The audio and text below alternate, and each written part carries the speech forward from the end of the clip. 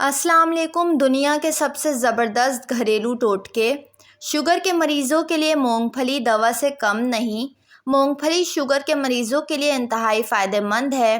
Sugar کے مریض کو روزانہ مٹھی بھر مونگ پھلی کھا لینی چاہیے۔ یہ ایک طرح کی دوائی کا کام دیتی ہے۔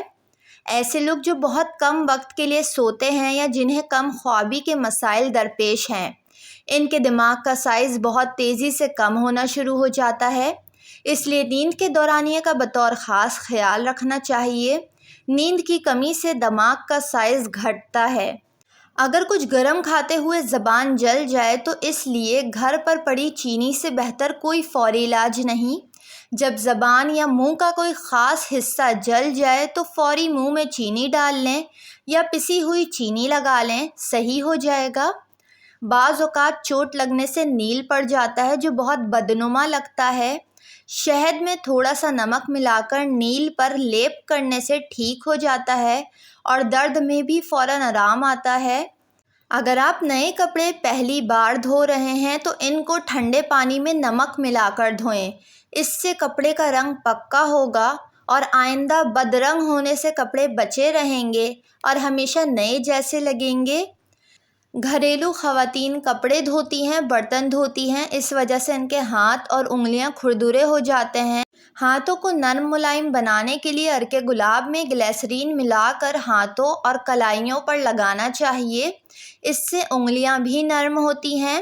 جسم کا کوئی حصہ جل جائے تو بے حد تکلیف ہوتی ہے۔ جسم پر جو بھی حصہ گرم بھاپ لگنے کی وجہ سے جل جائے تو کچا آلو پیس کر لگا دینے سے چند منٹ میں آرام مل جاتا ہے۔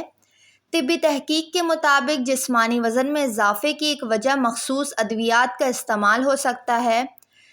دواؤں میں کچھ ذیابیطس کی دوائیں، کچھ سکون آور اور چند دیگر مخصوص دوائیں بھی شامل ہیں، اس لیے ادویات کے استعمال میں احتیاط ضروری ہے۔ پیشاب کی تکلیف میں پانی پینا مفید ہے۔ پانی ذرا نیم گرم پیا جائے، اس سے پیشاب کی ہر طرح کی تکلیف میں آرام ملتا ہے۔ جسم میں کسی بھی جگہ کانچ یا کانٹا چبھ جائے تو تھوڑا سا گڑ لے کر اس میں پیاز کاٹ کر ملا لیں اور اس متاثرہ جگہ پر باندھ دیجیے۔ کانٹا خود بخود نکل آئے گا۔ صبح ننگے پاؤں سبز گھاس پر چلنے سے آنکھوں کی روشنی میں اضافہ ہوتا ہے اور صبح سویرے واکنگ یا جاگنگ کرنے سے صحت بھی اچھی رہتی ہے۔ اگر معدے کی تیزابیت کی شکایت زیادہ ہو یا اکثر رہتی ہو تو 3 سے 4 مرتبہ دن میں ناریل کا پانی پی لیں، فائدہ ہوگا۔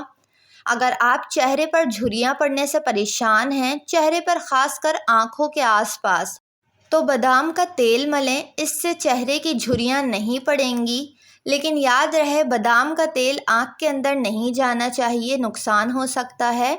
چاولوں کے ڈبے میں نیم کے سوکھے پتے رکھ دیں، ڈبے میں کیڑے نہیں لگیں گے اور چاول آپ زیادہ دن تک اسٹور کر سکتی ہیں۔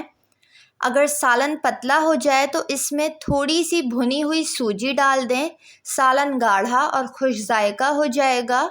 ویڈیو کو لائک اور چینل کو ضرور سبسکرائب کر لیں۔